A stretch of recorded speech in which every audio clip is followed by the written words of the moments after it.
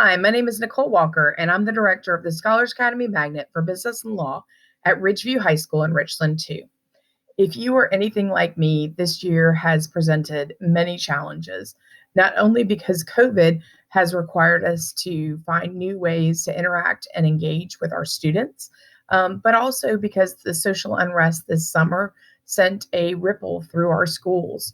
As my students returned in the fall, they were weighted down with the need to find their own voice, to experience agency, and to find ways that they felt like they could be productive in what felt like a really challenging space.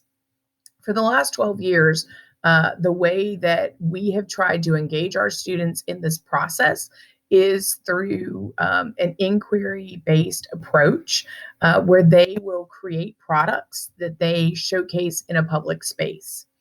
And so our students choose from a variety of issues that they feel like they can impact either on a local or a national level. And they try to choose topics that they are particularly interested in. I can tell you that there is no state standard that you cannot cover in English or social studies fields that can't be covered by doing civic engagement work with your students. And so, very briefly, I'm going to showcase one project that is happening right now.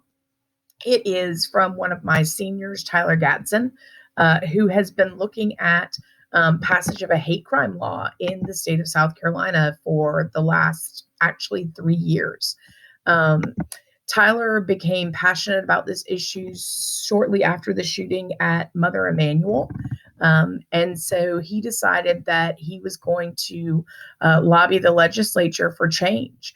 Currently, there are two bills in the South Carolina Senate that we are hopeful for passage because we're now one of 3 states in the entire union that do not have a state hate crime law. Instead, we use the federal hate crime laws, and that becomes problematic when you're looking at more local level law enforcement issues. So, for instance, we recently heard of a string of robberies in Richland County where they were particularly targeting Mexican Americans as the source of the crime. And so, that becomes a hate crime, but because burglary is not a federal issue, it really can't be charged on the federal level. So he feels passionately about getting that passed this year before he goes to college.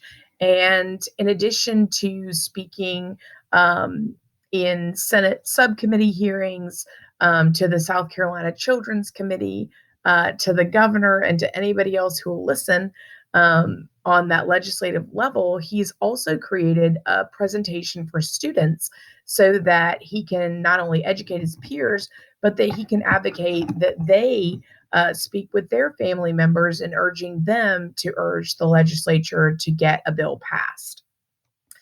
He does this through the approach of storytelling. He's done quite a bit of research on events that have occurred in the past couple of years. Obviously, Mother Emanuel was near and dear to his heart. He was actually able to go down to Charleston and interview some of the family members as part of the presentation that he put together, in addition to doing some online research. He did the same thing with the Ahmaud Arbery case.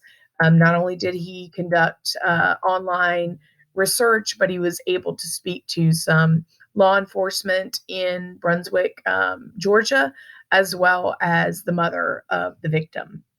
And those things impact the way he tells their stories to try to, reach others for understanding.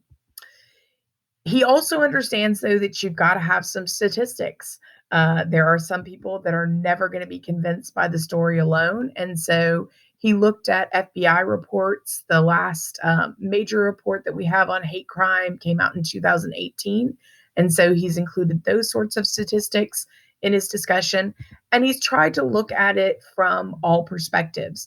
So he talks about the need for bipartisanship, referencing Brian Kemp, when Georgia recently passed their own hate crime law, looking at the South Carolina Business Alliance and how they feel about passage of a law, and then trying to speak to the opposing sides, those who reference free speech, those who reference religion as reasons to not pass this. Need to be addressed so that people feel like they understand the importance, and why ultimately, that law should be passed despite some of the push against it. So Tyler, he does his call to action. He explains to those students, what they can do. And because they're students, he also sort of tries to meet them where they're at. So he's created an Instagram and a Twitter, and he has asked others to make testimonials and upload them to share. And all of this in an effort to try to get this passed. I cannot tell you um, how proud you will be when you get to watch your students do some amazing research. And it doesn't have to be on this grand of scale. It can be as simple as letter writing to stakeholders on issues that they believe passionately about. It can be social media educational campaigns. But I can tell you that the most rewarding work you will ever do is the work around giving your students voice and agency and purpose, and telling them that those things matter, that they matter, and that what they believe matters. Um, so I hope that you have gained some uh, insight and hope into what you can do in the future. I am always available for anybody that wants to speak to me. You can find me through this Instagram and Twitter, um, or reach out to Heidi Mills and she can help as well. I hope you guys have a great conference. Thank you.